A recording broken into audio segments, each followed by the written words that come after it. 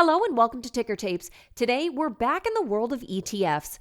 Markets were very much risk-on last week. The S&P 500 tracker, SPY, made gains of 6.58%, whilst QQQ, which tracks the NASDAQ 100, moved 7% higher. The Russell 2000 ETF, IWM, added 6.57% as well. Fund flows reflect the positivity towards the S&P 500 among ETF investors, with more than $4 billion funding its way into SPY and another $2.12 billion being parked in IVV, the iShares Core S&P 500 ETF. However, timing investments in the tech-focused NASDAQ 100 continues to prove difficult for traders who took $1.36 billion out of QQQ over the last week, meaning that as much as $95 million could have been left on the table.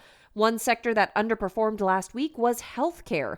Interestingly, it was held back by some of its growth-oriented constituents, with names such as Dexcom and Medtronic down by 10% and 3.36% respectively.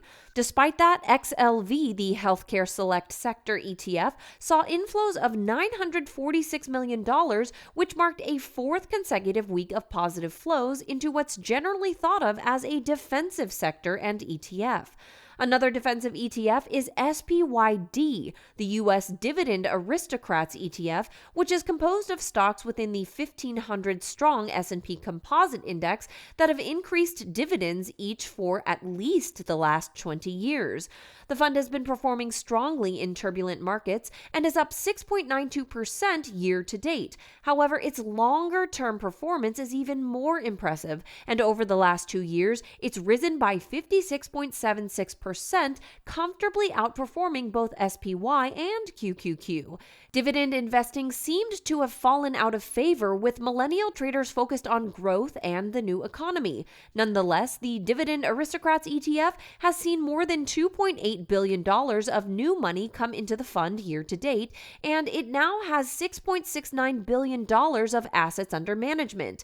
SPYD is not the only dividend-related ETF to have seen substantial inflows in 2022.